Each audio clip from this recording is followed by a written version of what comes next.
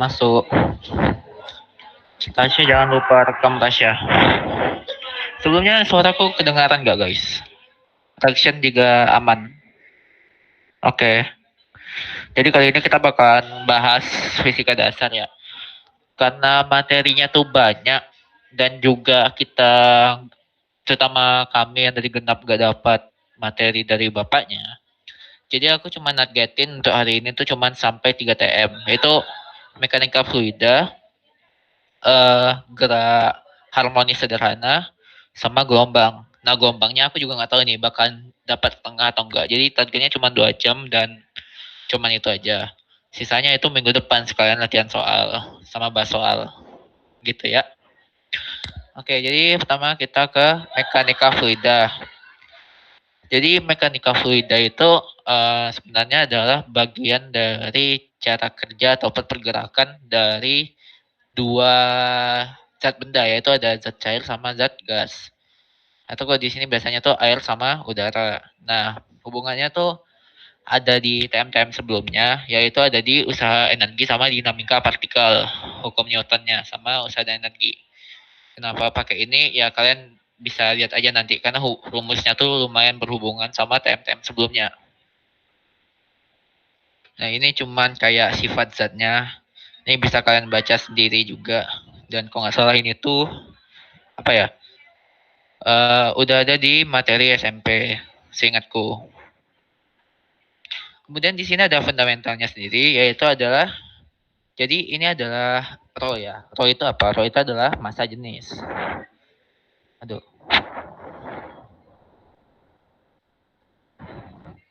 Jadi ini tuh bacanya rho. Ini tuh massa jenis yang biasanya kalau mau nyarinya tuh tinggal massa dikali sama volumenya.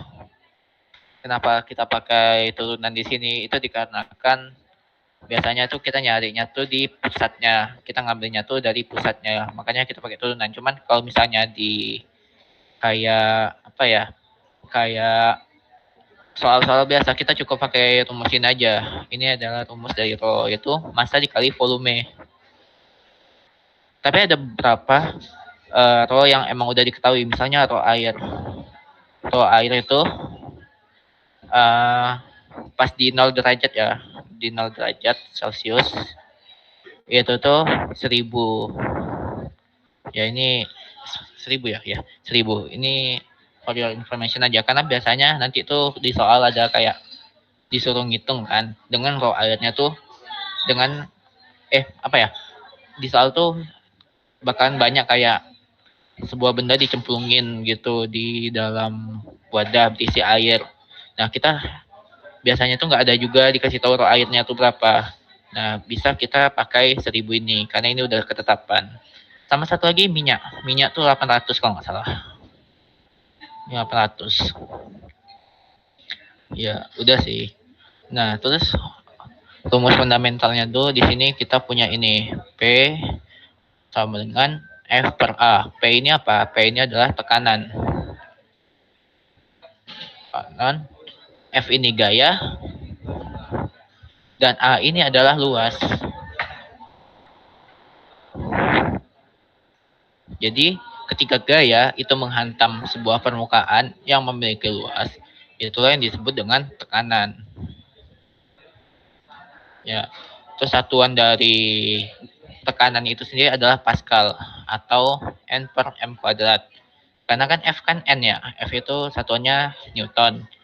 Luas itu kan rumus dari luas kan sisi kali sisi ya, atau bisa dibilang meter kuadrat. Jadi Newton per meter kuadrat. Oh ya, kalau misalnya kecepatan bilang aja ya. Aman tah ya, aman. Kemudian di sini ada, loh kok udah masuk sini aja? Oh ya. Kemudian di sini ada keseimbangan tekanan.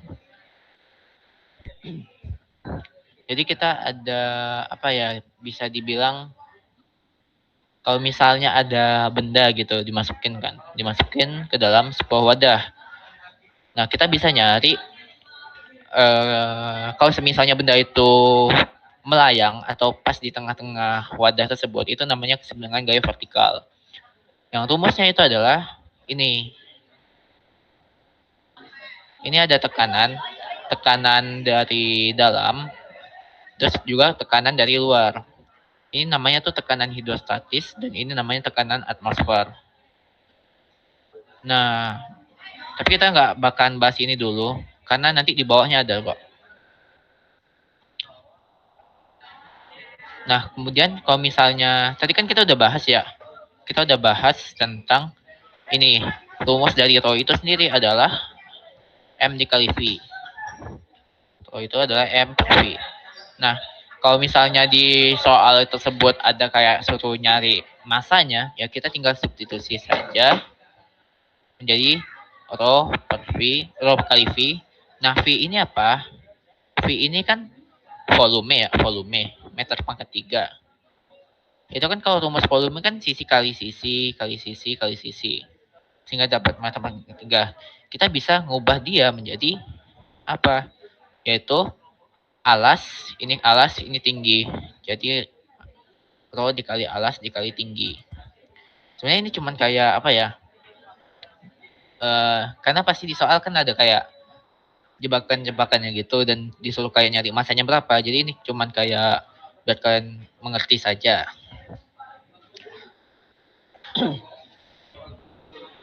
Kemudian, nah ini tadi yang aku bilang. Ini adalah tekanan hidrostatis. Tekanan hidrostatis. Jadi rumusnya itu apa? Rumusnya adalah tekanan atmosfer ditambah atau GH. Atau ini adalah massa jenis. G ada gravitasi, H-nya ini adalah tingginya. Rho-nya apakah harus 1000? Enggak juga. Ini tergantung sama konteksnya tuh di mana. Kalau misalnya di dalam air, iya 1000. Begitu. Sampai sini aman nggak kira-kira? Oke. Ntar kalau bingung, bilang aja ya. Kemudian ada fenomena paradoks hidrostatis. Paradoks hidrostatis itu apa? Jadi untuk apa namanya? Jadi kita punya sebuah paradoks gitu, yang dimana walaupun bentuk dari sebuah tabung itu berbeda-beda, cuman kalau misalnya diisi dengan air dan yang mempunyai volume yang sama, misalnya ini Bapak ya 2 liter deh, ini 2 liter, 2 liter, 2 liter, 2 liter, 2 liter. Diisi di tabung yang bentuknya berbeda-beda, itu tuh nggak ngaruh. Tingginya tuh bakalan sama. Inilah kenapa kita di persamaan tekanan hidrostatis itu kita cuman pakai hanya doang. Kita nggak pakai alas, nggak pakai lain-lain. Kenapa? Karena ya mereka nggak guna. Tengok di sini alasnya itu kan kayak alas ini kan pasti lebih kecil kan daripada alas yang ini. Nih, alas yang ini kan lebih kecil daripada alas ini. Cuman tinggi airnya tuh tetap sama. Makanya yang kita perlukan di dalam menghitung tekanan hidrostatis itu adalah hanya doang, karena ya mau bagaimanapun bentuknya kalau misalnya volumenya sama dari suatu air, maka tingginya juga akan tetap sama. Kemudian di sini kita bakal lihat ini ada tekanan absolut. Tekanan sorry. Yang tadi itu ini rumus tekanan absolut ya. Tekanan absolut. Dan ini tekanan hidrostatis. Nah, tekanan apapun ini nama bacanya gimana sih? Ini tuh biasanya kalau di soal itu tuh namanya hidrostatis. Jadi tekanan absolut itu yang ini itu adalah total dari tekanan atmosfer ditambah sama tekanan hidrostatis ini atau Gauge apa itulah pokoknya. Yang rumusnya adalah rho GH. Nah, tekanan atmosfernya itu dapat dari mana? Tekanan atmosfernya itu biasanya udah ada di soal. Kalau misalnya nggak ada, itu biasanya kita suruh nyari sendiri. Tapi dengan kita mengetahui tekanan absolut sama rho GH-nya ini berapa gitu. Biasanya gitu sih. Kemudian kita bakal bahas tentang oh ini ya, prinsip Pascal. Jadi kalau misalnya ada sebuah tekanan gitu kepada air, tapi dia tuh di wadah yang tertutup, ini kan tertutup ya. Maka perubahan tekanan yang diberikan pada fluida tertutup akan diteruskan tanpa berkurang sedikit pun atau sifatnya konstan. Jadi tekanan satu itu bakalan sama dengan tekanan yang dua. Kalau misalnya tertutup kayak gini ya. Kalau misalnya terbuka itu beda lagi. Nah, inilah yang menjadi cikal bakal adanya nih ya hydraulic lift. Karena kita udah tahu kalau misalnya di sistem yang tertutup tekanan satu itu bakalan sama dengan tekanan dua, maka kita bisa menjadikan dia sebagai landasan untuk menggunakan rumus F1 per A1 sama dengan F2 per A2. F-nya ini apa? F-nya ini adalah gaya. A-nya ini apa? A-nya ini luas. Itu. Oh ya, disclaimer P itu kan ini ya rumusnya, gaya dibagi luas. Ya. Tekanan itu yang tadi.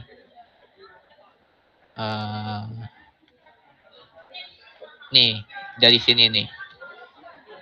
F itu kan sama dengan P kali A. Maka P-nya itu sama dengan F per A. Gitu. Baru kita bisa dapat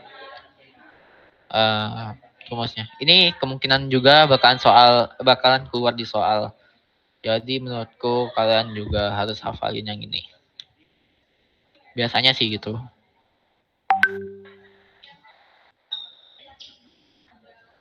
Ini gak terlalu itu. Nah, oh iya sama satu lagi nih rumus gaya angkat yang tadi kita jelaskan itu F sama dengan P kali A yang jadi cikal bakal P sama dengan F per A. Kira-kira ada yang mau ditanyain nggak?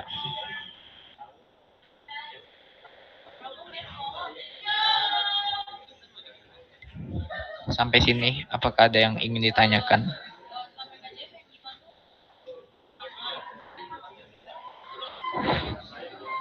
Baiklah.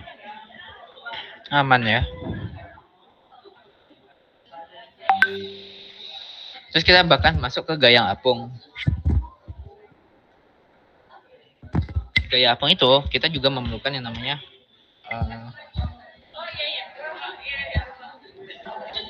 tekanan dari tekanan absolut tadi.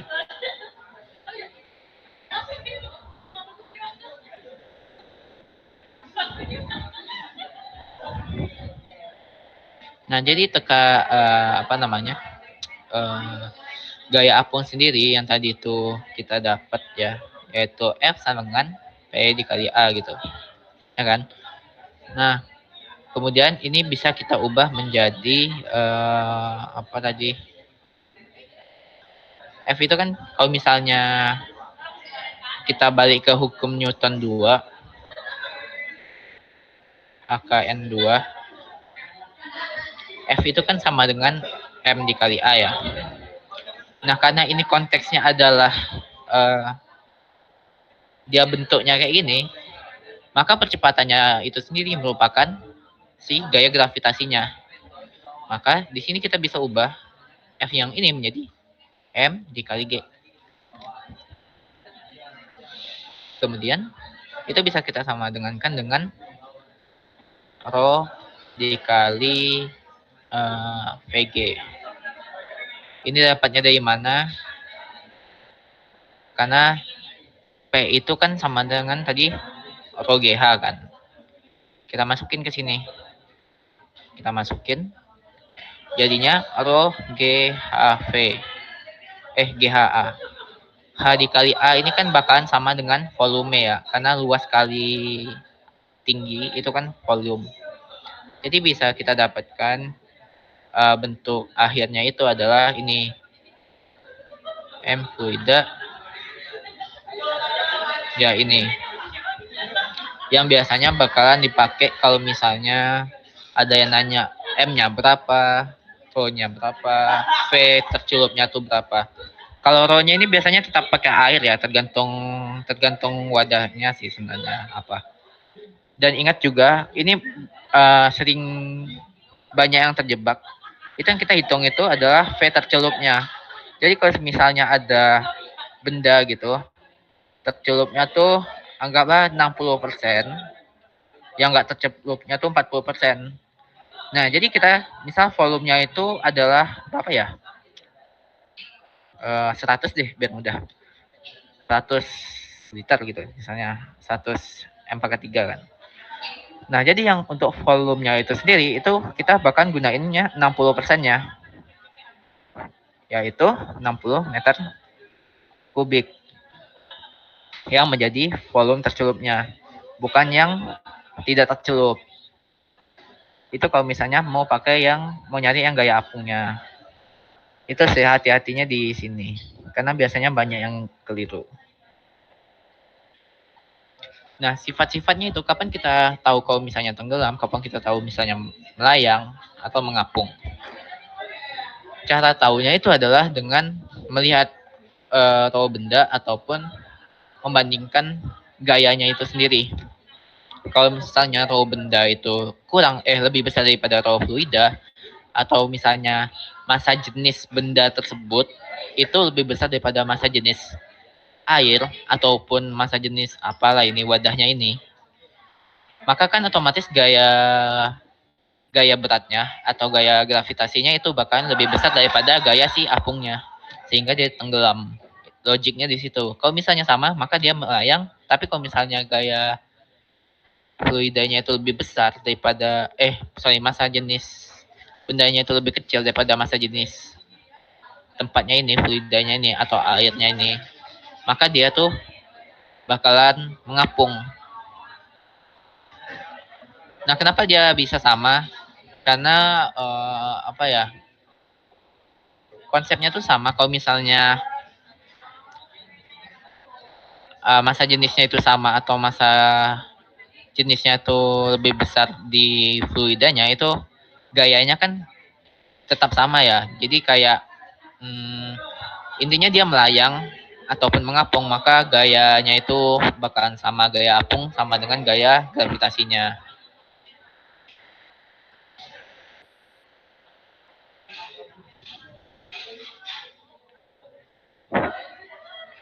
Kira-kira ada yang mau ditanyain nggak? Emang kalau misalnya nggak paham ngomong aja ya, please. Oke, lanjut ya. Selanjutnya kita bakalan ke masa semu. Apa sih itu? Jadi kan kalau misalnya kalian tahu, biasanya berat kita di bumi, misal 60 deh, 60. Terus kita nyebur ke dalam air, biasanya berat kita tuh bakalan berkurang. Misalnya di berapa kayak 40 atau apa gitu. Ya nggak segini juga sih. Nah, ini tuh kenapa? Ini tuh karena adanya gaya apung. Berat itu ini ya, gaya berat ya maksudnya. Gaya berat. Bukan bukan massa, karena massa kan tetap. Jadi gaya berat yang kumaksud tuh si W-nya ini, yang M dikali G. Kenapa bisa berkurang? Itu dikarenakan adanya gaya apung yang sifatnya tuh bakalan ke atas. Nah, barulah kita bisa tahu apa itu gaya semu. Gaya semu itu adalah selisih dari gaya berat dikurang sama gaya apungnya. Misal berat kita di bumi itu 60 kayak tadi. Terus berat kita di air itu ternyata 40. Berarti berat semuanya itu adalah 20. Gitu. Sama kayak gini.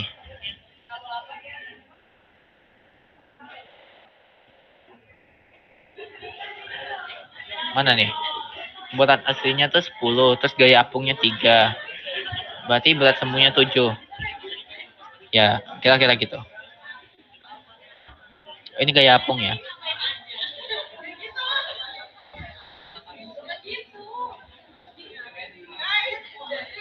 Nah, ini juga pernah dilakukan ujinya oleh Archimedes ketika dia disuruh raja untuk buktiin apakah mahkotanya itu asli atau enggak.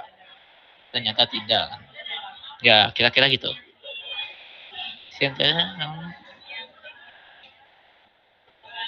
Lanjut ke fluida dinamis. Fluida yang air udah paham belum, guys? Apakah aman atau ada yang ingin ditanyakan? Aman, aman. Oke. Okay. Lanjutnya kita ke fluida dinamis. Karena tadi itu fluida tuh terbagi jadi dua ya. Ada yang air, ada yang udara. Ini kita bahkan bahas yang udara.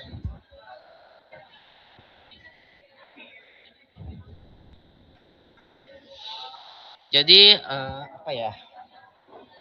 Kita harus bisa bedain realita sama konsep. Kalau konsep itu biasanya rho-nya itu konstan. Terus juga ketika kayak apa ya? Ada soal pasti dia tuh gak ada viskositas. Viskositas tuh apa? Viskositas tuh kayak gaya hambatnya gitu loh. Yang bisa ngehambat dari pergerakan si gaya eksternalnya ini. Terus alirannya tunak.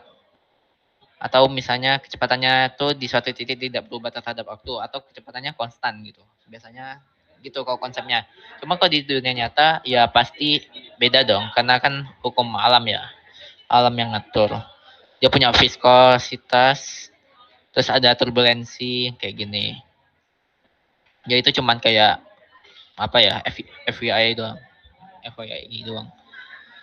Terus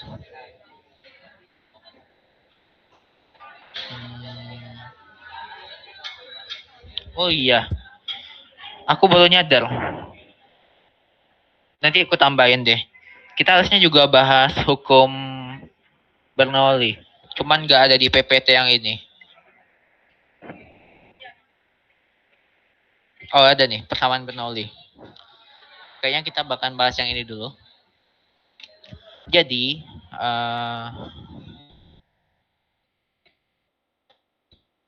kita harus tahu dulu kalau misalnya laju aliran massa itu tuh rumusnya adalah M per T yang ini. Itu rumusnya adalah rho dikali A yang tadi aku bilang dikali V. Tapi V ini merupakan kecepatan ya, kecepatan atau velocity.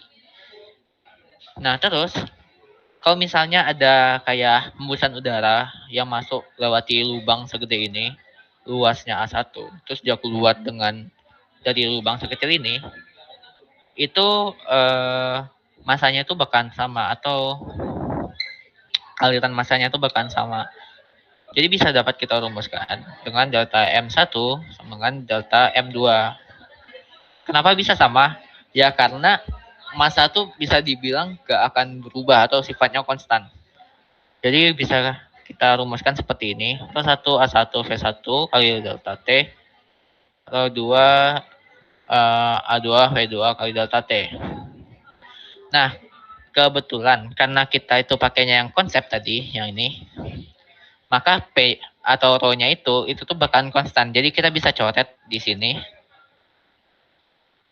T-nya juga bisa kita coret karena kan waktunya sama ya. Jadi sisa A1 kali V1 sama dengan A2 V2. Jadi kalau misalnya ada soal yang kayak gini, itu kita cukup pakai yang ini. Nah, terus ada Bernoulli. Bernoulli ini reminder aja ya. Bernoulli ini bukan cuma buat yang udara, tapi ini tuh juga bisa buat yang air. Karena ada beberapa kasus yang pakai yang air. Udara dan air. Nah, rumusnya tuh apa? Rumusnya itu biasanya aduh, P tambah setengah rho V kuadrat tambah rho GH. Ini kalau misalnya cuman ada satu kasus doang. Kalau misalnya kayak tadi, yang ini, maka dia jadi dua.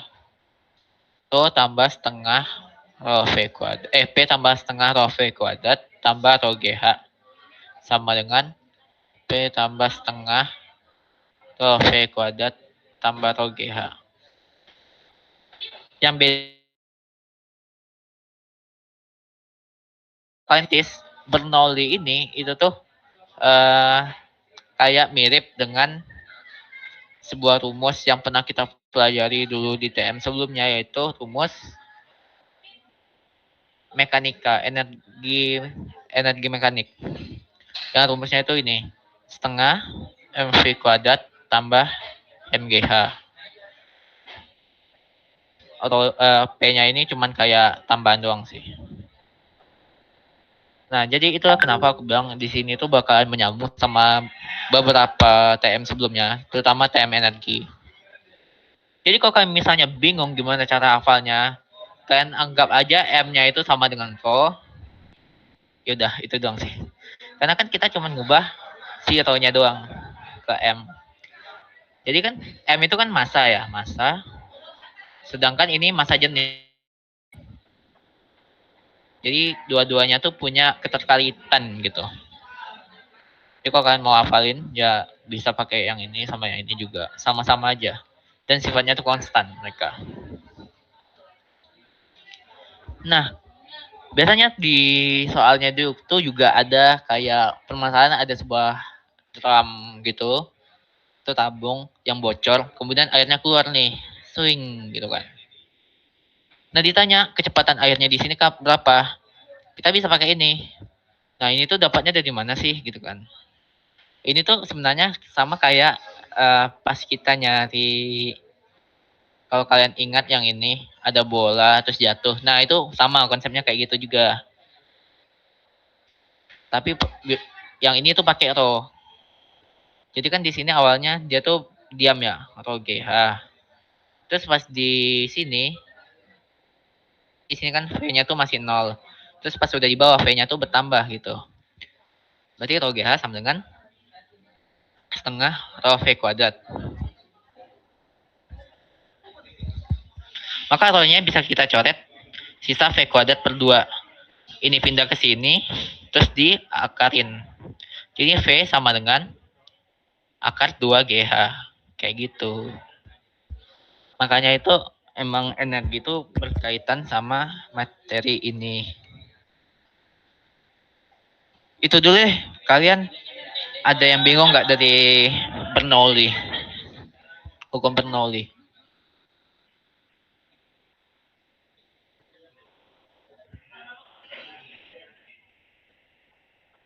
Oke.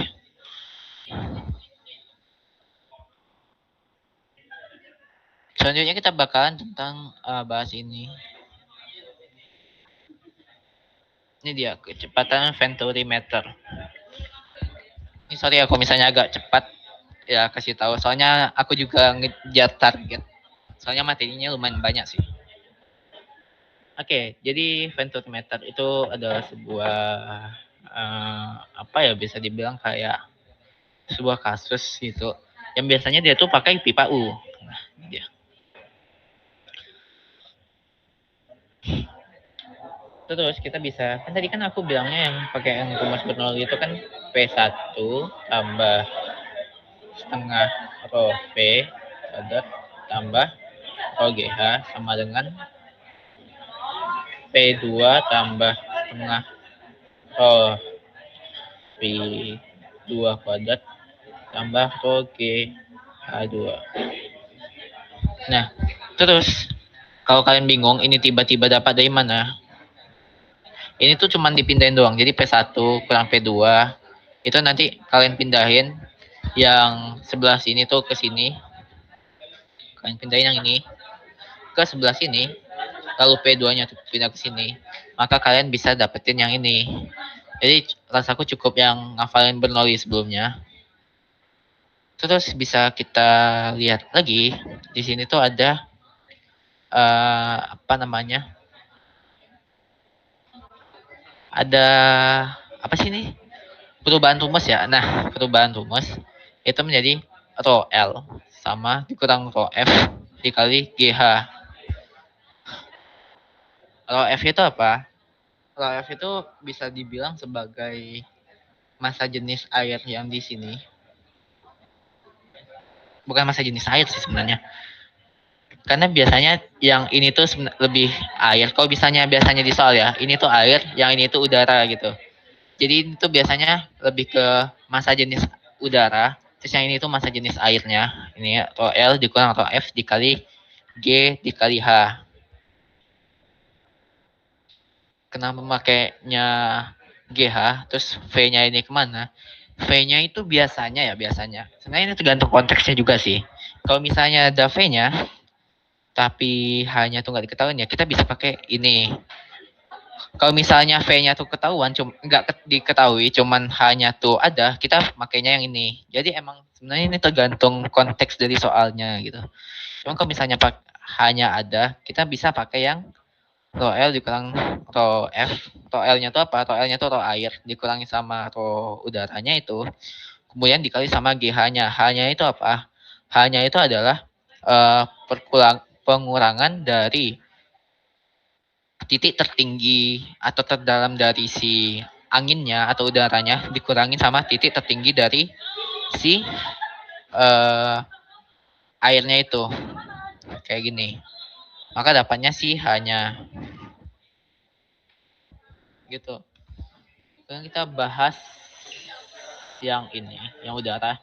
Saran aku kalian juga pahami yang ini, karena ini adalah konsep dasarnya. Jadi kalau misalnya kecepatan udara atas yang ini, set gitu kan, itu tuh harus lebih besar, selalu ya, ini selalu lebih besar dari kecepatan udara yang bawah, yang ini. Biar apa? Biar bisa terbang si pesawatnya.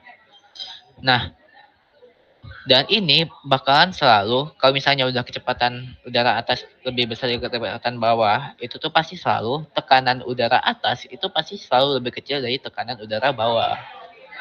Jadi ini saling berkaitan.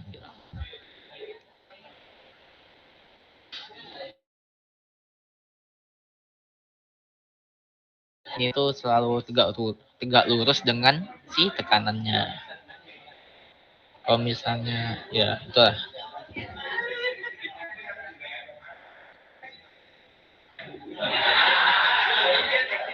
Kemudian di sini ada hukum Poiseuille apa ini? Ini tuh harga sebuah aliran. Sejujur aja ini soal jarang banget keluar ya. Cuman untuk jaga-jaga nggak apa-apa sih kalian ngafalinnya ini. Cuman rasaku ini bakalan jarang banget keluar. Jadi itu tuh kayak ini tuh adalah rumus tekanan ketika ada hambatan. Tadi kan kita bahas kan yang selalu tambah positivitas apa itu. Pokoknya tanpa ada hambatan kan. Jadi kayak emang beneran pure lancar jaya gitu. Sedangkan yang ini itu tuh pasti dipakai ketika lo ada hambatannya. Misal kayak ternyata airnya tuh kental gitu. Jadi kayak di dalam pipanya tuh dia tuh tetap merambat dan nyangkut. Nah, kayak gitu. Nah, EV-nya apa? EV-nya adalah laju volume konstannya. Kemudian ini itu adalah tekanan dari hambatan pipa. Nah, itu tuh rumusnya adalah ini. Ini udah fix ya, nggak bisa diubah-ubah. Jadi perlu dihafalin. Ini ada koefisien viskositas. Yang ini panjang pipa. Yang ini radius. Radius dari pipanya. Jadi ini kayaknya biar pangkat 4 itu apa ya? Rumus volume ya kalau nggak salah. Lupa juga kok. Pokoknya gitu loh. Nah, terus juga di sini ada uh, aliran laminar. Aliran laminar itu adalah aliran yang lancar atau nggak punya masalah atau biasanya dia tuh seragam aliran anginnya. Seragam, lancar, konstan juga. Itu tuh biasanya dia berada di bawah 2000. Sedangkan aliran turbulen itu tuh di atas 3000. Nah, rumusnya tuh apa? Rumusnya tuh ini. 2 dikali R kali rho kali V. V-nya ini kecepatan ya, R-nya ini radius, rho-nya ini masanya, massa jenis entah itu angin ataupun airnya. Dikali sama ini, koefisien dari viskos. Oh ya, ini tuh dapat rumusnya itu tuh dari Ya, membandingkan gaya inersia terhadap gaya viskos. Karena biasanya dia tuh di pipa, itu kan bentuknya silinder, jadi kita pakai inersianya dari silinder. Nah, kira-kira itu sih. Sorry agak ngebut. Lagi mengejar target. Kira-kira ada yang dipertanyakan nggak?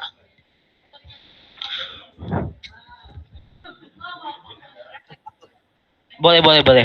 Alhamdulillah. Rumus viskos. Oh, ini yang ininya. Oh, itu koefisien. Jadi biasanya bahkan dikasih di soal.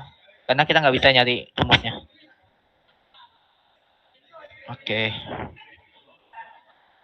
Kalau udah, hmm, coba ntar aku buka yang ini dulu. Kalau nggak salah ada soal yang bisa aku bahas sedikit.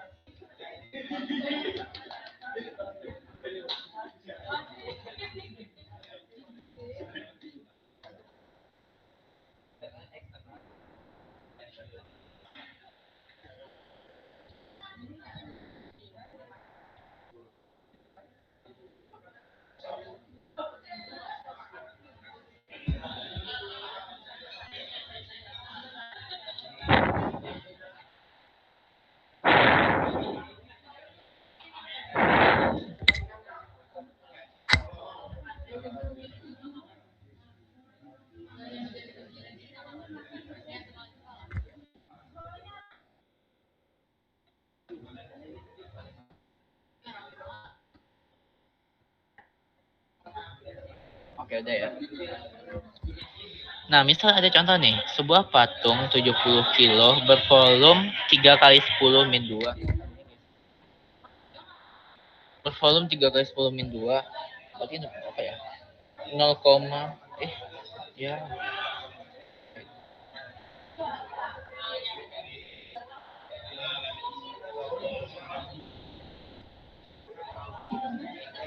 Oke. 0,03 ini berada di dasar kolam. Tentukan gaya yang diperlukan untuk mengangkat patung tersebut. Berarti kita di sini itu ingin menghitung gaya apungnya.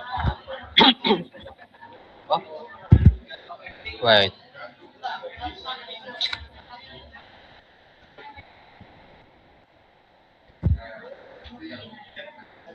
Udah dah. Oke.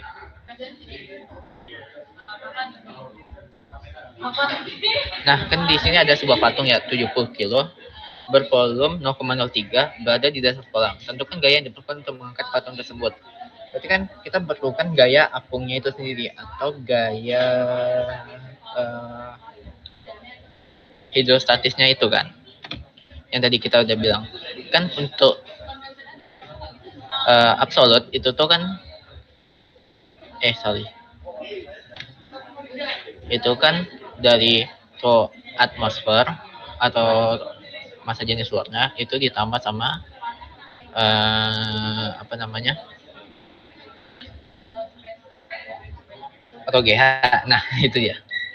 Nah ini kan ro ro buat gaya apungnya kan, gaya apung ini. Nah terus kita mau nyari gaya yang diperlukannya, yaitu adalah F itu sama dengan rho per rho dikali A. Maka rho-nya itu sendiri, P-nya itu sendiri adalah yang tadi ini. Tekanan hidrostatisnya itu adalah rho GH, yaitu rho dikali G dikali H kali A. Berarti rho dikali G, H dikali A itu kan ibaratnya sisi kali sisi kali sisi 3 kali. Ini kan sisi pangkat 2, ini sisi doang. Berarti jadinya jadi volume.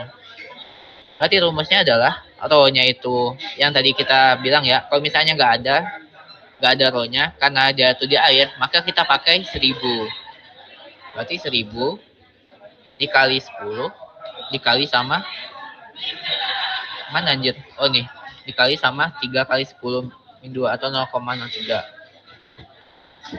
Kita kali, berarti ini coret 2, berarti sisa 300. Berarti 300 Newton diperlukan.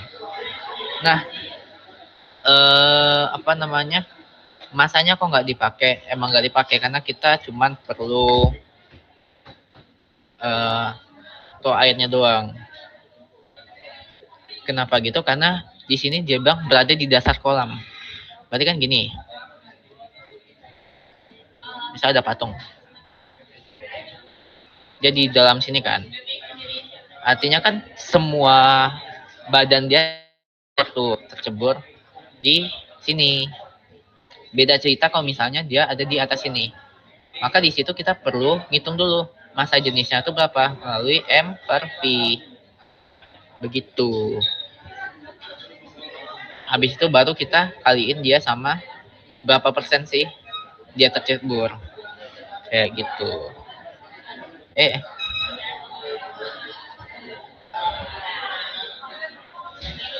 Ini gaya apa? Gaya yang diperlukan untuk mengangkat.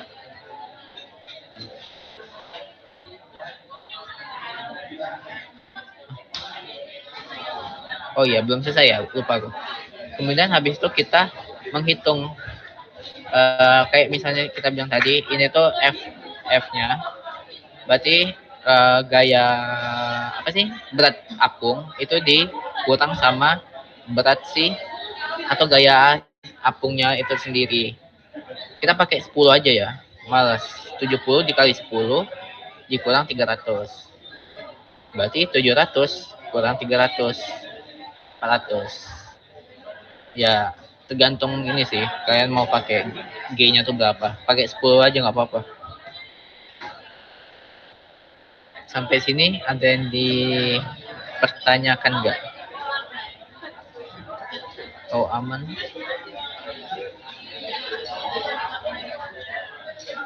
Oke.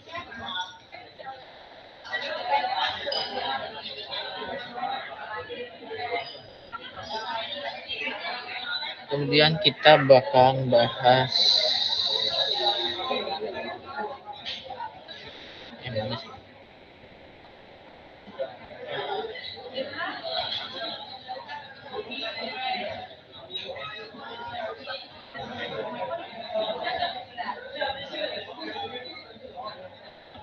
Ada lagi nggak ya? Oke, kayaknya udah sih yang untuk ini.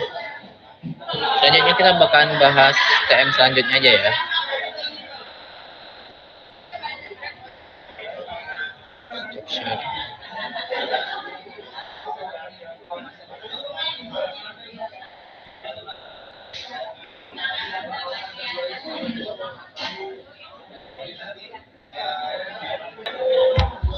Tiga anomaly sederhananya apa? Itu biasanya tuh ada di pegas atau enggak di bandul. Kan tahu bandul nggak sih? Bandul tuh kayak apa ya dibilangnya? Kayak ada tali terus di bawahnya ada diikat sama beban gitu loh.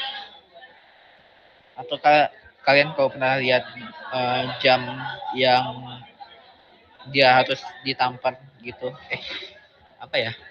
Itu lah pokoknya. Nanti lihat sendiri aja.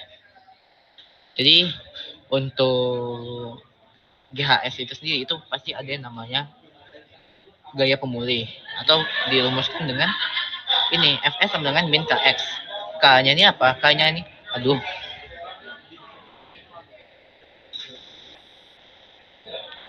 K-nya ini apa? K-nya ini adalah koefisien. Koefisien dari entah itu pegas atau talinya. Cuman tali jarang sih. Biasanya pegas. Kenapa dia minus? Karena dia tuh selalu berlawanan dengan kecepatan itu sendiri atau selalu berlawanan dengan si simpangannya. Misal simpangannya tuh ke arah sini gitu. Maka gayanya pasti akan balik lagi ke sini. Dia bahkan memperjuangkan haknya buat ke titik seimbangnya. Jadi kalau misalnya ada ini nih, misal dia tuh di titik seimbang kan, di titik seimbang. Terus kita dorong nih ke atas sini sampai dia di sini kotaknya. Maka gayanya itu pasti bakalan berusaha ke sini lagi buat apa? Buat dia kembali ke titik seimbangnya. Jadi singkatnya gaya pemulung itu gaya yang selalu ingin kembali ke titik seimbangnya. Kalau misalnya kan dia pair kan biasanya habis ditekan kan ses gitu kan ke atas sini kan dia ke arah sini. Misal dia tuh ada di sini deh setelah dilepaskan. Ini pair ngeng gitu kan. Nah, maka gaya pemulihnya kemana? Gaya pemulihnya ke sini. Karena titik seimbangnya tuh tadinya ada di sini. Gitu. Singkatnya tuh kayak gitu. Nah, karena dia tuh bergerak ya pasti hubungannya sama hukum Newton 2 lagi. Karena sigma fx sama dengan max dan sigma fx juga sama dengan min kx yang tadi itu gaya pemulih. Maka kita bisa menyamakan mereka. Max sama dengan min kx. Maka kalau misalnya kita mau nyari percepatannya, kita tinggal mengubahnya menjadi ini. Set, maka akan jadi min k per m kali x. Gitu. Di sini kalian bingung nggak kira-kira? Kayaknya aman sih. Udah aman-amanin aja. Kemudian di sini ada anatomi persamaan posisi. Oke. Jadi di sini adalah fungsi dari jarak terhadap waktu yang diandalkan sebagai A cos VT. Ini bacanya adalah apa ya, lupa. Pokoknya ini kecepatan di lingkaran. Nah, ditambah sama si gamma. Nah, gamma ini apa? Itu nanti kita akan bahas. Jadi ini adalah kayak apa ya? Udah baku sih. Jadi ini perlu kalian hafalin juga. Oh ya, frekuensi sudut. Nah, itu dia. Nah, amplitudenya apa? Amplitudenya adalah simpangan maksimum dari titik kesimbangan. Jadi A ini itu tuh sebenarnya sama aja kayak X. Cuman versi maksimumnya, versi mentoknya. Oh ya, sebelum itu ini sebenarnya nggak perlu paham-paham banget. Yang penting tuh kita tahu yang ini. Jadi kan ini kan terhadap X ya, masih terhadap X. Jarak terhadap waktu gitu.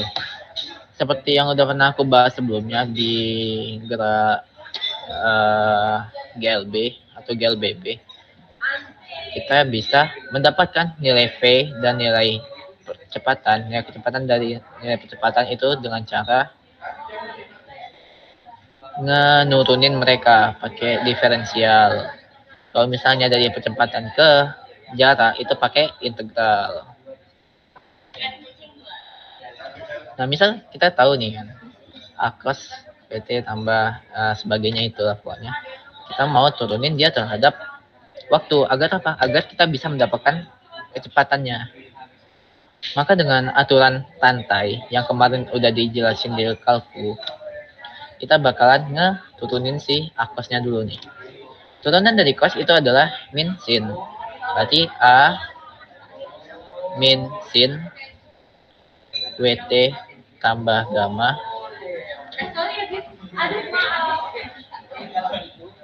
dikali sama apa? Dikali sama turunan dari dalamnya ini. Turunannya ini kan turunan dari gamma terhadap T kan 0. Kalau turunan dari ini berarti kan WT 1 kurang 1. Berarti ini jadinya WT 0.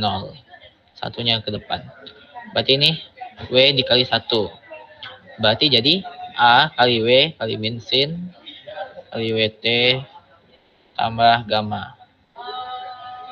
Jadilah yang ini. Nah, kalau misalnya mau dapat nyari lagi, kita tinggal turunin lagi kayak tadi. Turunan dari sin itu cos. Jadinya min W cos WT tambah ini. Terus turunan dari WT ini tadi itu adalah si W-nya sendiri. Jadi min W kuadrat A cos A cos ya kan? Ya, A cos WT tambah gamma. Nah, ini dia. Itu kalau misalnya kalian cuman mau ngafalin rumus X-nya doang, terus nanti pas di ujian tinggal turunin doang, ya gak apa-apa. Gitu caranya. Nah, tapi kalian harus tahu ya, kalau ada namanya kecepatan maksimum. Kecepatan maksimum itu terjadi jika dia berada di apa namanya, si apa sih itu namanya, si X-nya tuh di nilai maksimum. X-nya di X-nya tuh di nol. Ketika X-nya itu di nol, Vmax Vmax itu terjadi ketika X-nya itu di nol. Maksudnya X-nya di nol, maka kecepatan maksimumnya itu sendiri adalah ini.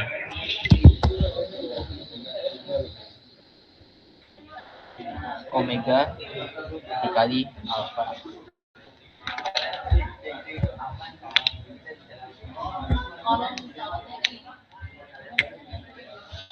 Sedangkan kalau misalnya percepatan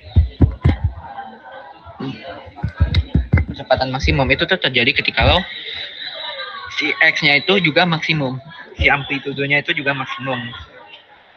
Sebagai contoh itu nanti deh aku kasih lihat, ada di PPT satunya.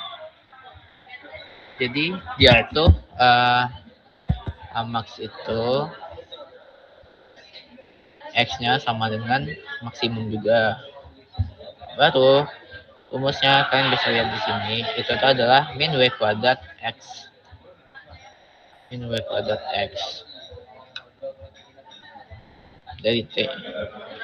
Terus ini ya tinggal apa ya, sebenarnya nggak terlalu perlu juga sih. Nah, ini bisa kita lihat di sini, titik ekstrimnya itu di maksimum A plus A atau A min A. Terus titik kesemuanya itu di nol. Nah, ketika dia di X-nya ini di titik maksimum atau plus A atau min A, maka kecepatannya itu nol. Analoginya tuh gini. Misalnya ini ada jalan, terus ini ada dinding, ini ada ini ada. Nah, ketika si kotaknya ini udah di sini, ini tuh di nilai maksimumnya tuh di plus A. Kan berarti kalau misalnya udah mau di titik maksimum kan bentar lagi si bendanya ini kan bakalan bergerak ke sini lagi kan. Dia kembali gitu. Nah, artinya kan V-nya 0 tuh. Karena dia diam. Bakalan mau ke kiri. Makanya itu kecepatannya 0. Sedangkan nilai maksimumnya itu kalau misalnya di titik A plus A itu tuh nilai maksimum kecepatannya itu adalah minus W kuadrat. Kenapa minus? Karena ingat kecepatan itu selalu berbanding arah dengan si jaraknya. Kalau misalnya jaraknya itu di plus, maka kecepatannya tuh selalu di minus. Dia bahkan balik lagi ke sini. Kalau misalnya di minus, maka si percepatannya itu di plus. Kayak gitu. Terus pas dinilai titik keseimbangan atau X-nya itu 0, percepatannya juga 0, tapi itu merupakan maksimum dari si V. Kira-kira gitu.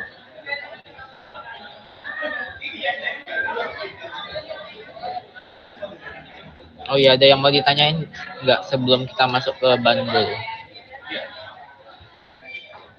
Apakah aman?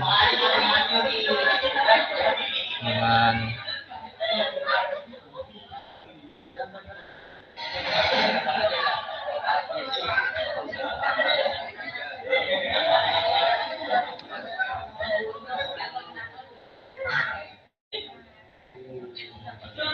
Nih ya, kalau kalian mau lihat juga di sini udah ada. Nah, lanjut kita ke sini, frekuensi sudut. Jadi kan tadi kita udah bahas ya tentang apa sih namanya ini yang per K itu? Oh iya, jadi kan kita udah bahas tadi yang W kuadrat itu sama dengan K per M. Terus kita biasanya tuh ada pertanyaan kayak misalnya periodenya itu berapa dan sebagainya. Jadi bisa dibilang periode itu tuh berhubungan langsung dengan frekuensi. Jadi periode itu hubungan dengan frekuensinya adalah 1/F. Jadi satu periode itu sama dengan 1 per frekuensinya itu sendiri. Ya ini agak susah sih sebenarnya. Jadi apa namanya?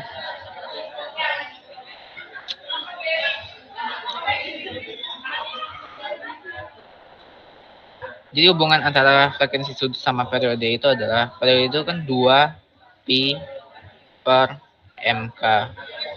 Yang itu merupakan keterbalikan dari si sudut. Artinya apa? Periode itu sama dengan 2 pi 1 per si frekuensi sudutnya. Sedangkan F seperti yang udah kita bilang tadi, F itu ada kebalikannya, maka dia akan seperti ini. F itu sama dengan 1/2 pi akar K per M. Ini bisa dapat dari mana? Ini tuh dapat dari sini. Kan tadi kan T sama dengan 1/F. Maka F itu sama dengan 1/T. T itu tadi apa? T itu tadi ini kan. Jadi 1/2 pi akar M per K. Nah itu tinggal dibalikin aja yang ini. Jadinya akar K per M per 1/2 pi. Gitu sih. Enggak penting. Oh ya, kemudian ada persamaan ketukan energi. Nah, sebelum itu aku mau kenalin kalian dulu sama energi potensial dari pegas. Rumus dari energi potensial pegas adalah setengah kx kuadrat. Nah, takaran energi atau energi mekanik yang kemarin itu kan sama dengan energi potensial ditambah energi kinetik. Nah, kalau misalnya ada kasus gitu, kayak disuruh dari energi potensial, energi mekaniknya, itu tuh kalian bisa dapat dari setengah kx kuadrat tambah setengah mv, yang dimana ini tuh merupakan energi potensial dari pegas gitu. Soalnya kita bakalan bahas bandul. Nah ini bandul namanya. Jadi kalau kalian tahu yang kayak jam biasanya di kantor gitu ada 4 kayak gini, jadi pas dia ditarik terus kena 1, kena 2, kena 3, kena 4, terus yang paling akhir itu bakalan naik sendiri sesuai dengan si tinggi dari si bandul yang pertama, terus balik lagi kayak gitu. Nah, kita mau bahas tentang gaya dari bandul ini. Aduh, bentar ya. Jadi kita bisa membagi beberapa gaya. Di sini ada gaya 1 sama gaya 2. Terus kemudian ada MG. Seperti yang udah pernah aku bahas sebelumnya. Kalau misalnya ada kayak gini. Ini kan posisinya sama ya. Ini.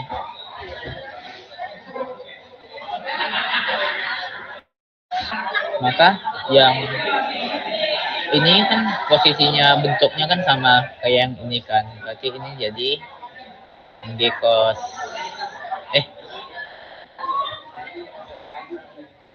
MG cos. Yang ini yang dekat dengan theta, yang berarti di sini itu jadi MG cos.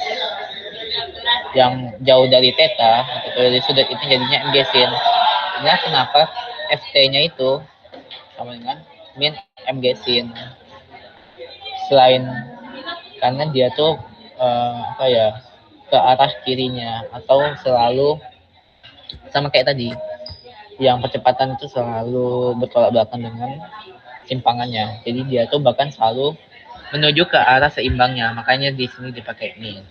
Ini adalah rumus yang bisa kalian hafal juga. Nah, nanti bakalan ada soal yang kayak gini harusnya. Di sini ada kita bisa lihat lagi T itu sama dengan 2 pi L per. Oke, yang dimana tadi kalau misalnya dipegas itu kan rumusnya adalah 2 pi akar K per M. M per K atau K per M, nggak lupa. Oh, M per K, sorry. 2 pi M per K. Nah, jadi kalian bisa dapetin dua rumus yang akan diimplementasikan kedua hal yang berbeda, tapi bentukannya sama. Terus frekuensinya berapa? Frekuensinya tinggal dibalik aja lagi. Kemudian di sini ada bandul fisis ya. Bandul fisis itu apa sih? Bandul fisis itu sebenarnya kayak ada bandul ataupun ada sebuah benda yang dibuat selayaknya bandul. Kemudian, tapi benda ini tuh enggak berosilasinya tuh enggak di sumbu pusatnya gitu. Jadi kita perlu memasukkan apa sih ini namanya? Kayak apa sih tuh? Integral ya, karena kita ngitung luasnya juga di sini. Jadi intinya bakalan jadi kayak gini. Aku nggak bisa ngejelasin kenapa bisa dapat kayak gini, karena ini panjang. Jadi kalian cukup ngafalin sih. Nah, di sini ada perbedaannya juga, ada variabel simpangannya. Kalau pegas itu pakainya X, kalau bandul itu pakainya sudut, dan bandul fisis juga sama. Kemudian kalau parameter inersianya itu cukup massa, yang ini tuh ada L sama M, sedangkan yang ini ada inersia. Ini perbedaan. Kalau misalnya aku tanya Gemini ya, biasanya ada soal yang kayak gini keluar kalau di kuis gitu. Perbedaan antara bandul matematis fisis sama pegas. Oh ya, sampai sini ada yang mau ditanyain nggak? Atau aman? Oke.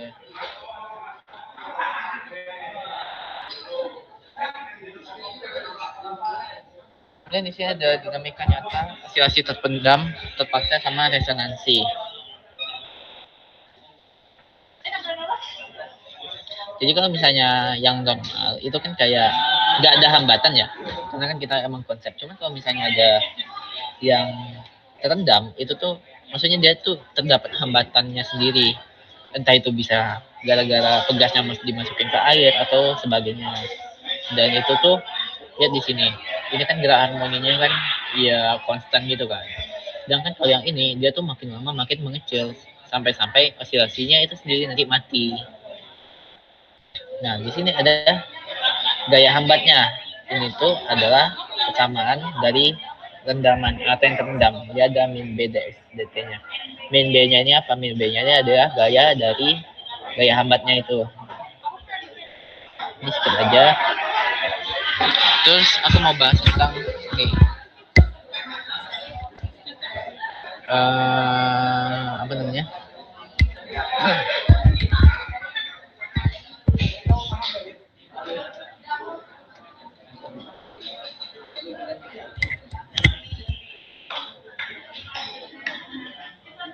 Oke, aku mau bahas tentang perbedaannya aja sih kayaknya.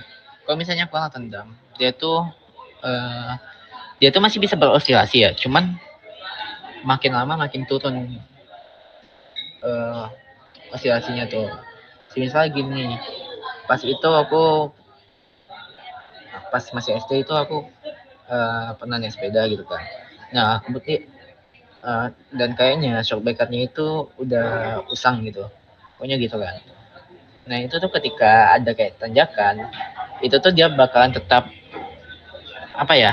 Tergenjot gitu loh. Jadi kayak pernya itu bakalan tetap naik turun, tapi lama-lama juga berhenti. Nah, itu tuh kurang rendam namanya. Ketika si gaya hambatnya itu masih kurang dari 2 akar km ini. Sedangkan kalau misalnya rendaman kritis, itu tuh misalnya kayak shock breaker motor kalian yang masih bagus lah. Ini nggak masih bagus juga sih, pokoknya masih layak itu.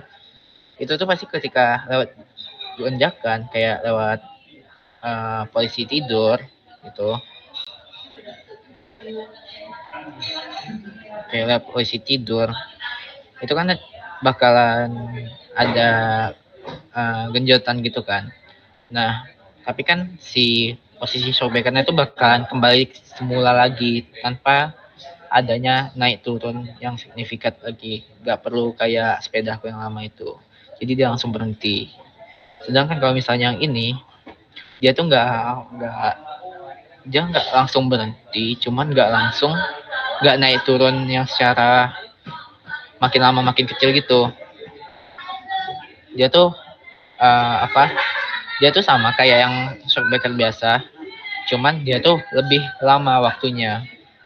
Kalau ini kan dia dari yang mungkin apa?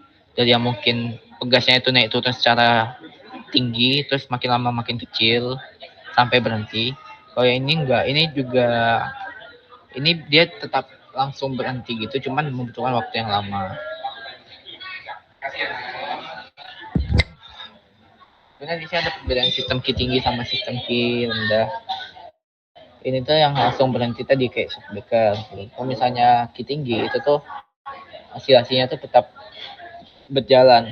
Ini lebih ke yang karakteristik, yang apa kurang redam. Biasanya di karpu tala ini.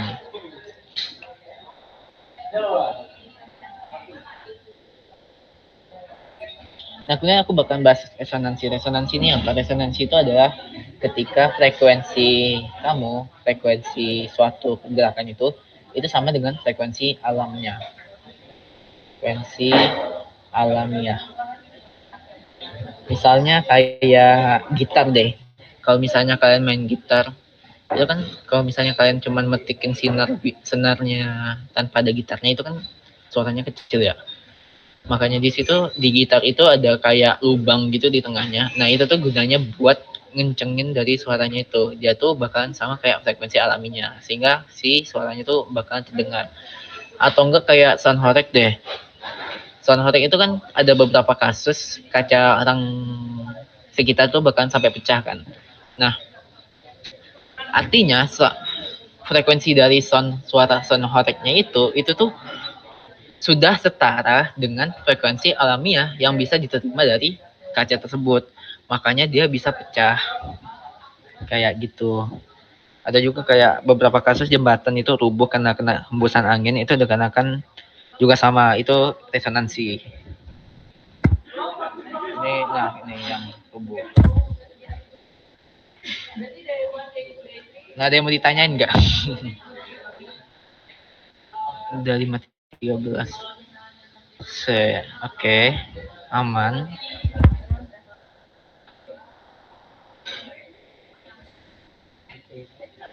Wait.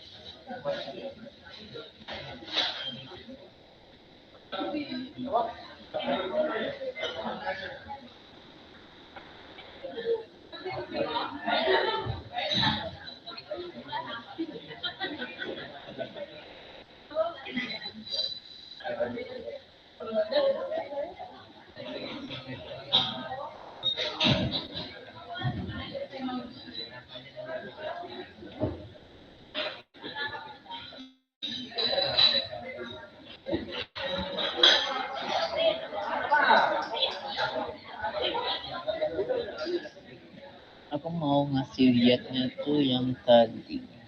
Mana ya?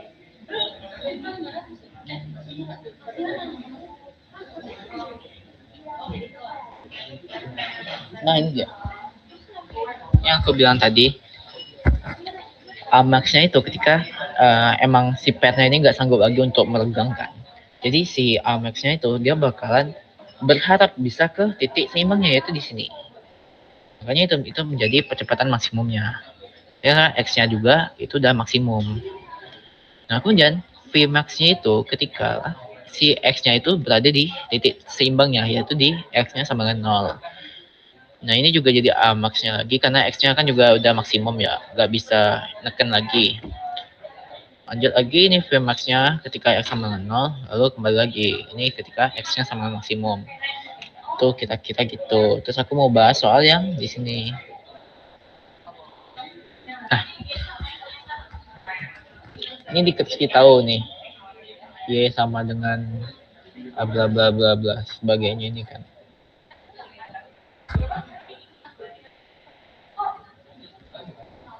Oh ya, sama satu lagi aku mau ngasih tahu, tapi nanti.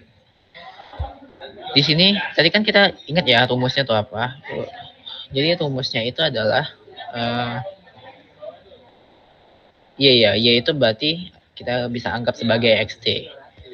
Yaitu adalah A cos W kali T ditambah sama gamanya. Nah, jadi kalau misalnya disuruh tentukan amplitude, frekuensi sudut, konstanta phase, frekuensi, dan periode geraknya. A-nya itu apa? A-nya itu tadi 1,2.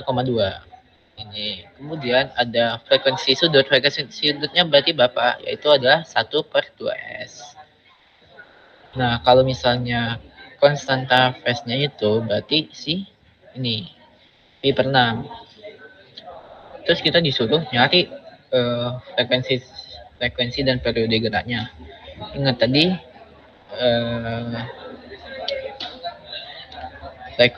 apa sih? T itu kan sama dengan apa? Sama dengan ini ya. Frekuensi sudut dikali sama 2pi. Frekuensi sudutnya tadi apa? Frekuensi sudutnya tadi itu adalah 1/2S. Jadi 1/2S kali sama 2pi.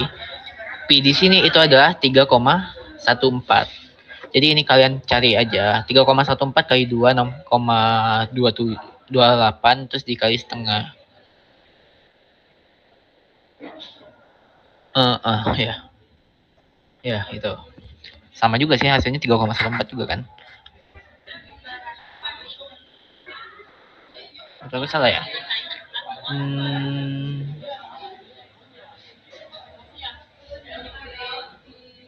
Nah, kira-kira kayak gitu.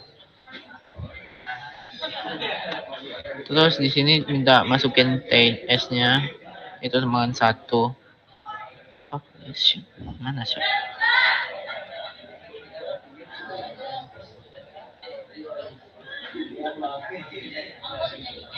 Tetap sama ya, pakai pi/6 dan sebagainya.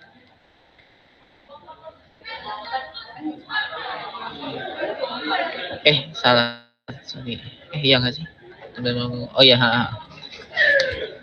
Jadi di sini tetap pakai yang ini 3,14 juga. Nanti kalian cari hasilnya segini. Aku udah nyari juga sih tadi nyoba. Kira-kira kayak gitu sih. Terus kita coba ambil yang ini. Sebuah benda bermassa 3 kilo yang terikat pada bagas mengalami osilasi dengan amplitude 4. Ingat ya, kalau satuan dari kayak misalnya ada cm, itu tuh harus diubah dulu ke m. Jadi ini tuh 0,04 meter. Dan periodenya 2S. Berapa energi totalnya? Berapa laju maksimum dan di mana posisinya saat laju sama dengan setengah laju maksimumnya. Ini bisa kita cari. Jadi kan energi total atau energi mekaniknya itu kan sama dengan setengah kx kuadrat ditambah setengah mv kuadrat kan.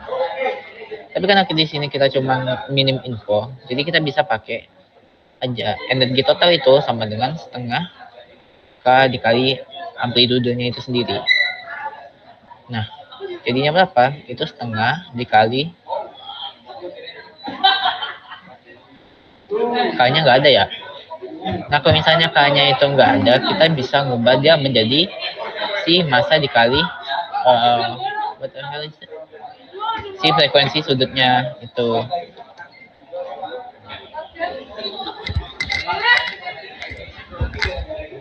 Tapi sebelumnya kita mau cari si frekuensi sudutnya itu berapa gitu kan. Jadi tadi kita udah bilang kalau misalnya periode itu kan 2 pi ini. Berarti berapa? Berarti itu si ini ya. Nah. Ya. Enggak deh ini. Nah. Berarti si periodenya itu sama dengan T sama dengan 2 kali 2 pi. 2 pi.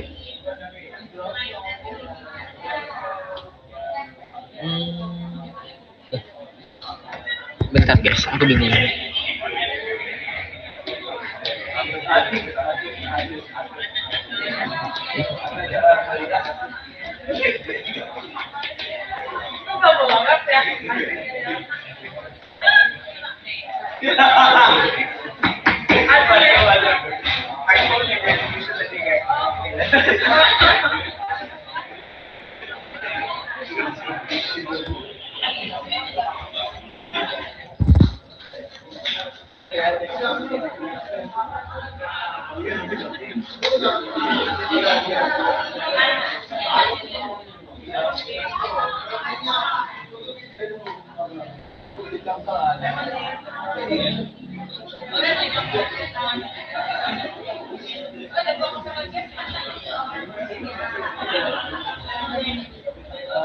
Aneh. Kenapa ini ya di setengah ya? Kayaknya ini salah sih. Rasaku. Oke, jadi ini jangan dilihat sih, ini kayak salah aja.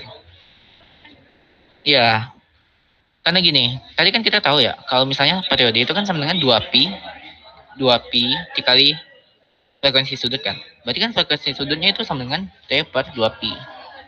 Nah, T-nya itu berapa?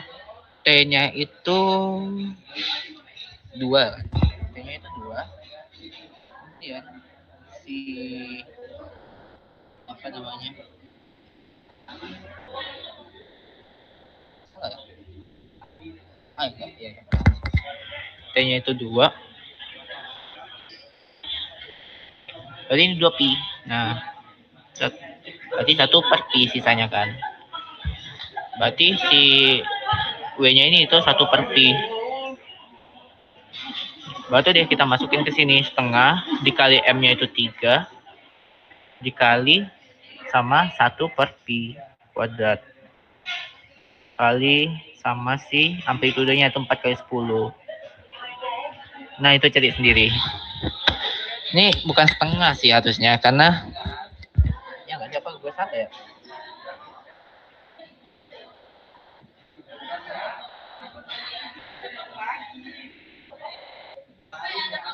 Saya cari.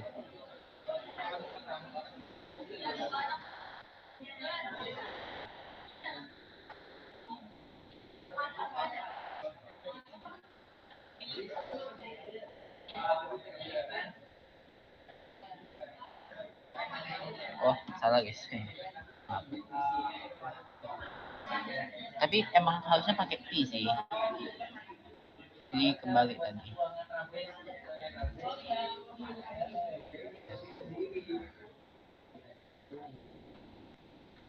Yang tadi kita tulis itu frekuensi ternyata. Jadi T itu sama dengan 2pi. Nah, ini dia. Artinya W-nya itu berapa? W-nya sama dengan 2pi per 2. Berarti T-nya itu sama dengan pi-nya sendiri. Masukin dah tuh ke sini. Pi kuadrat dikali 3 dikali sama 0,04. Oke. Nah, kita sekitar 36 3, 0,64 ya. 0,36 sekian. Iya apa tuh? Nah, kira-kira kayak gitu sih. Terus kalau misalnya laju maksimum kayak tadi yang kita bilang, P max itu ketika X-nya sama dengan 0 kan. Ini kita bisa pakai apa ya? Itu tuh kita bisa pakai rumus yang ini 2E per M. Ini kalau mau kalian shortcutnya ini bisa juga. Cuman kalau enggak kita bisa juga pakai apa sih namanya? Kayak rumus yang V0 itu juga bisa. Cuman aku enggak jabarin ke sini karena panjang. Jadi kita pakai yang ini aja. Kemudian yang satu lagi ini tuh kita pakai energi total atau energi mekanik. Jadi kita samakan dulu setengah M kuadrat tambah setengah KS kuadrat sama dengan setengah ini. Dan kita bisa nyari. Jadi kita tuh tinggal masukin X-nya itu sama dengan setengah laju maksimum V-nya itu sama dengan setengah lajunya. Berarti setengah V-nya di sini, setengah V max.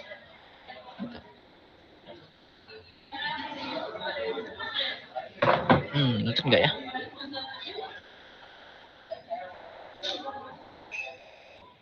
Ada yang mau ditanya nggak?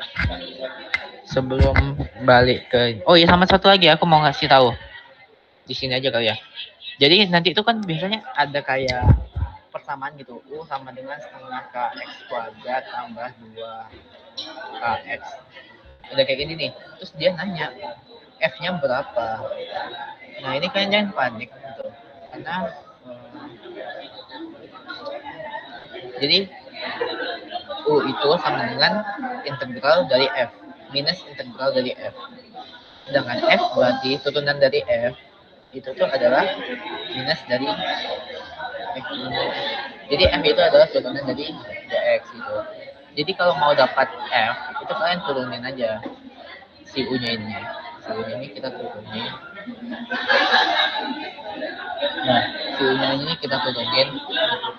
Terus kasih minus di depannya. Cuman kalau misalnya ada kayak fx gitu, fx terus kasih apa kayak, terus dia nyarinya u-nya atau oh ya u ini tuh energi potensial ya, potensial. Kita tinggal integralin aja. Jadi dikasih tahu ini kan contoh kasusnya dia mintanya tuh gayanya tuh berapa kan. Ini kita bisa turunin aja langsung. Itu nya kx ditambah 2k. Terus diminusin. Berarti minus kx min 2. Aku predik ini kayaknya bakalan masuk sih karena soalnya yang kemarin yang aku bahas tentang dari kecepatan sama jarak itu kan masuk juga kan di soal yang UTS sebelumnya. Jadi aku predik ini bakalan masuk juga. Jadi intinya kalau misalnya ada energi potensial gitu kan, terus dikasih kayak rumusnya gini, terus minta ke F, ya udah itu kalian turunin aja. Cuman kalau misalnya ada gaya, terus dimintanya itu ke energi potensial, itu kalian integralin aja. Oke, kira-kira itu sih, itu tambahan. Walaupun nggak ada di buku, nggak ada di modul, tapi entah kenapa aku predik bakalan masuk sih. Dah, itu. Dah, kira-kira aman nggak? Atau ada yang mau ditanyakan?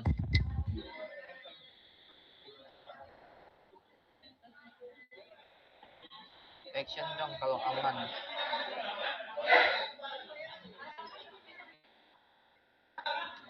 Aman. Oke. Lanjut kita ke ke gelombang ke bunyi-bunyian.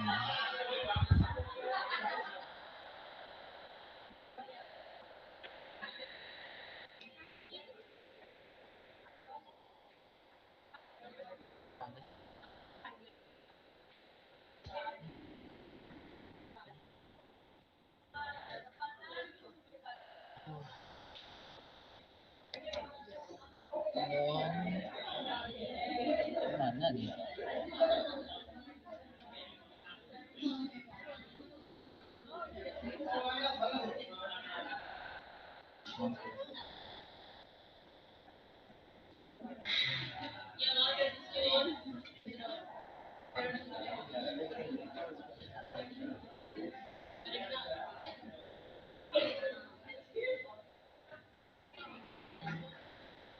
Lanjut ya, kita bahas gelombang. Di gelombang ini nanti kita panjang sih sebenarnya ini materi. Ada efek Doppler, ada gelombang transversal, longitudinal dan lain-lain.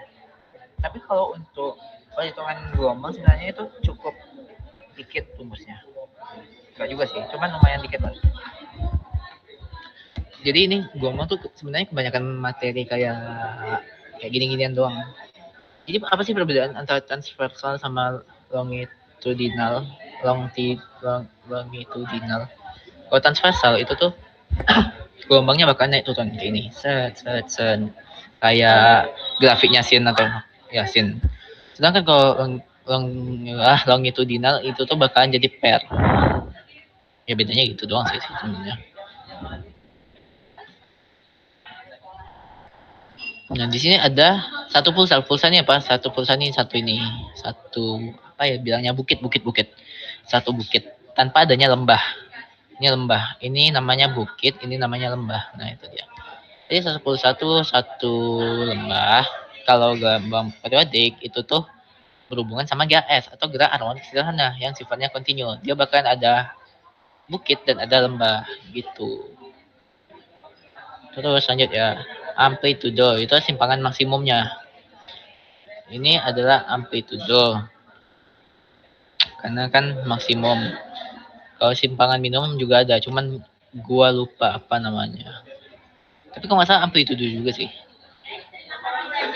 Nah, panjang gelombang itu apa? Panjang gelombang itu dilambangkan dengan ini namanya lambda. Itu adalah panjang gelombangnya. Nah, untuk kecepatan sendiri itu tuh dirumuskan dengan lambda dibagi sama periode atau lambda dikali sama frekuensi. Sesuai dengan ini ya. Frekuensi itu sama dengan 1 per T.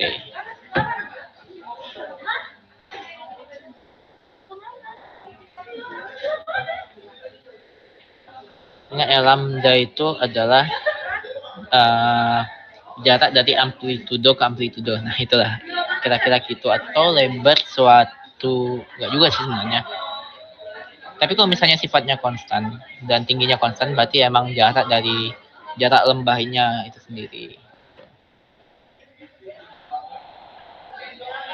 Nah, untuk rumusnya itu ada ini YXT. Nah, kenapa ada dua di sini? Itu tuh karena emang dia tuh apa ya? Parameternya tuh dia melihat si waktunya sama si jaraknya. Jadi kita nggak bisa pakai X-nya doang, nggak bisa pakai T-nya doang. Jadi dia tuh emang terhadap jarak dan waktu. Kita perlu dua-duanya. Yang dirumuskan sebagai A sin KX kurang WT. Buset. Dan ya ampun.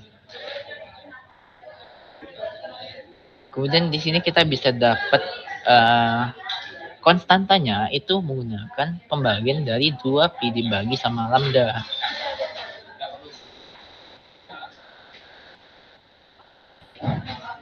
Ini yang tadi frekuensi sudut yang udah pernah kita bahas sebelumnya. Ini aku cepat aja sih kayaknya.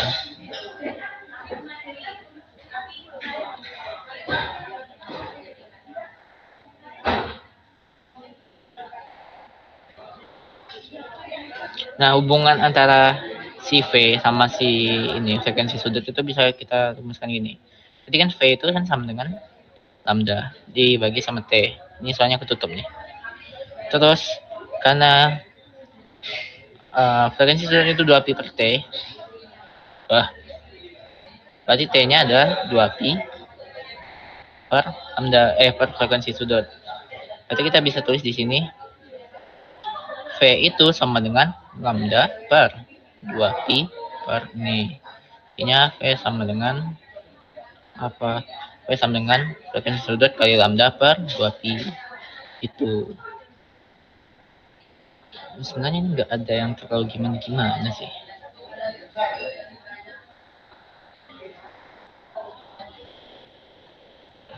Ini kita skip aja. Oh iya, sama di sini ada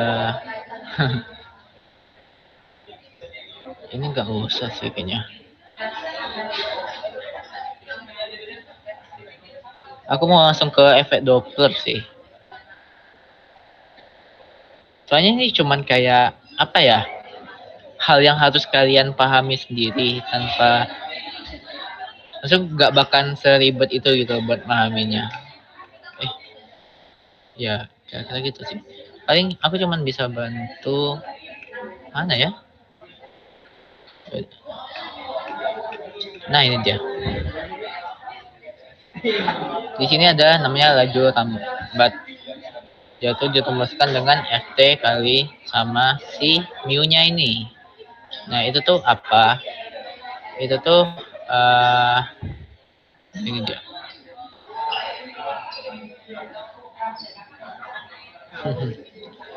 Jadi mu-nya ini tuh biasanya adalah koefisien ya. Koefisien yang ada di soal. Jadi kita nggak perlu cari-cari lagi tuh. Nah, sedangkan Ft ini apa? Ft ini adalah gaya yang menariknya itu. Misal Apa ya? Contohnya susah sih. Gaya ini ya, gaya eksternal. Nah, ya gaya eksternal. Itu kan kalian bisa pakai bebas sih. Caranya banyak. Ada yang dari soalnya itu udah ada atau enggak pakai MA juga boleh. Emang tergantung konteks soalnya tuh apa. Tapi biasanya paling umum MA sih, masih MA. Atau kalau misalnya digabungin sama sama apa namanya? Sama pegas, itu tuh biasanya kita bisa pakai min KX juga. Jadi emang tergantung soalnya. Acak intinya si FT-nya itu adalah gaya dari luar. Nah, ini aduh capek sih. Ya kita gitu sih. Aku nggak tahu ya mau jelasin apa di sini soalnya emang ini tuh banyaknya tuh cuman konsep yang harus kalian pahami aja. Untuk rumus yang susah-susah tuh gak ada sih. Nah ya, tegangan tali ini. Ya bisa juga konteksnya tuh sebagai tegangan talinya. Jadi emang tergantung konteks dari soalnya tuh apa gitu. Cuman kalau di sini kayaknya mintanya tegangan tali ya. Jadi kayak ada benda itu ditarik satu, ditarik dua. Nah ini RT. Jadi emang tergantung sih. Jadi kalau kalian biar nggak bingung, harusnya ada sih di sini. Cuma aku lupa di mana ya. Soalnya ini kan apa ya? Aduh, bentar.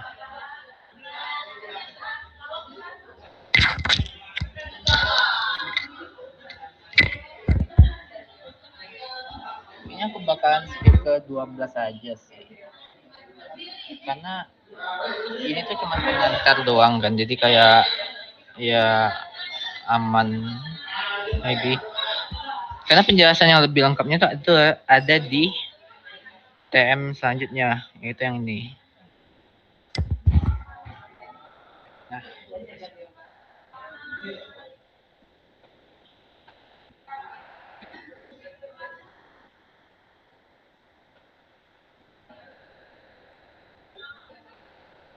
nah ini dia. V itu yang tadi kita bilang FT itu sifat elastisitas dibagi sama sifat inersianya. Tadi kan ada ya yang mu sama yang FT-nya. Makanya itu aku bilang aku nggak berani bilang itu gaya tali karena emang dia tergantung konteksnya sendiri. Nah ini mu-nya.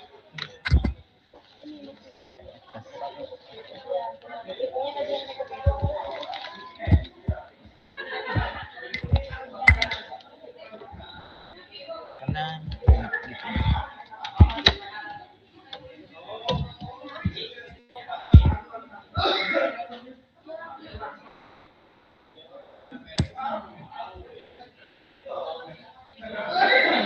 Nah untuk di fluida atau di ideal gas itu tuh di gas atau di udara itu tuh beda ya. Di sini ada modulus bulk sama ada massa jenisnya. Nah modulus bulk ini apa? Modulus bulk itu tuh lebih ke apa ya? Kayak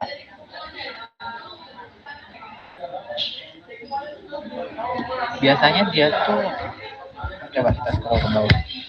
Kalau nggak salah aku seingatku modulus bulk itu dia bersifat konstan. Nah, jadi mungkin besar bakalan dikasih di sana di soalnya. Nah sama kayak ini yang gas ideal tadi. Ini kalau kalian ingat kita udah bahas juga yang RT ini di apa sih namanya Vaskositas itu apanya. Jadi di sini udah ada konstan gas saya itu di sini itu 8,3147.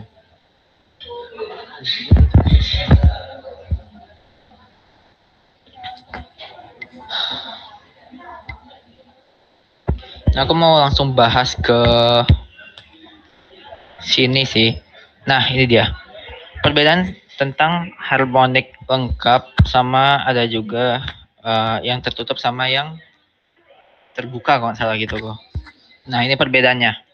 Jadi kalau misalnya yang terbuka, itu tuh rumusnya adalah N dikali lambda tadi, yaitu panjang lembah ataupun jarak dari suatu amplitude ke amplitude lain, itu dibagi dua. Nah, N-nya ini apa? N-nya itu adalah semua bilangan bulat. Sebagai ininya aku coba ini. Harmonik 1 berarti N-nya itu 1, harmonik 2 berarti N-nya 2, harmonik 3 berarti N-nya 3, kayak gitu. Sedangkan kalau misalnya tertutup, harmonik 1, harmonik dasarnya itu 1, harmonik atas pertamanya itu 3, harmonik atas keduanya itu 5, harmonik atas ketiganya itu adalah 7. Karena dia cuma boleh yang ganjil. Itu perbedaan antara pipa terbuka dan tertutup. Tumbasnya juga beda. Di sini ada, kalau yang terbuka itu tuh N dikali lambda bagi 2, sedangkan yang tertutup itu ada N kali lambda bagi 4. Karena aku mau bahas, mana sih ini? Tentang efek Doppler. Nah, karena biasanya ini tuh bakalan sering banget muncul. Kalau untuk fisika dasar ya, seharusnya.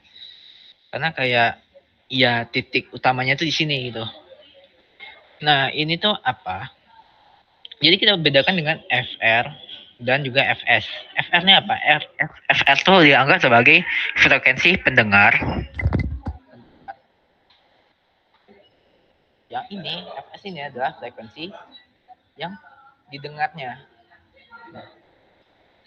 V ini adalah kecepatan lambat suaranya, sedangkan US itu sendiri adalah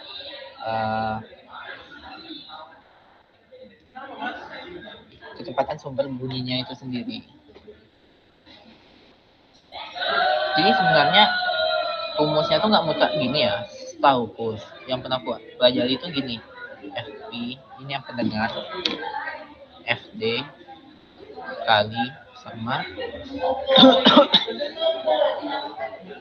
dia tuh aduh gimana ya, sini aja deh, FP dengan FD P plus minus kali mu D, karena dia tuh juga ada kecepatan kayak yang ini kita jadi V aja semuanya, sama V plus minus PS. Nah,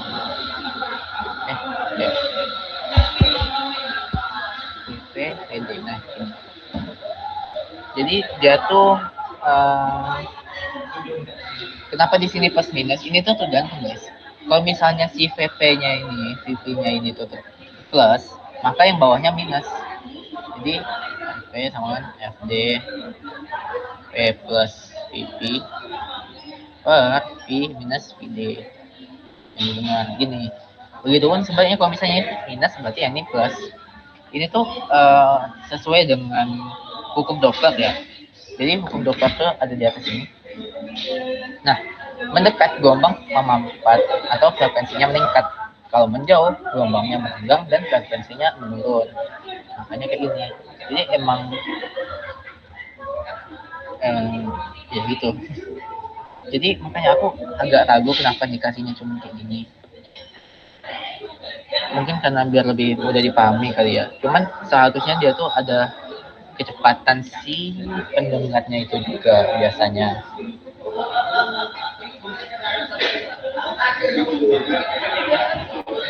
Sedangkan yang V ini adalah kecepatan lambat bunyi udaranya yang biasanya tuh ada di soal juga sih.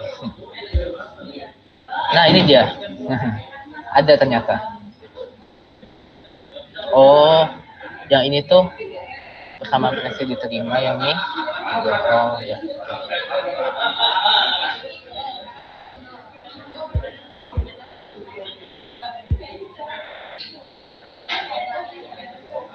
Dan di sini ada fenomenanya. Kalau misalnya V1 itu sama dengan V2, itu tuh disebut sebagai batas medium. Dampak utamanya itu perubahan arah.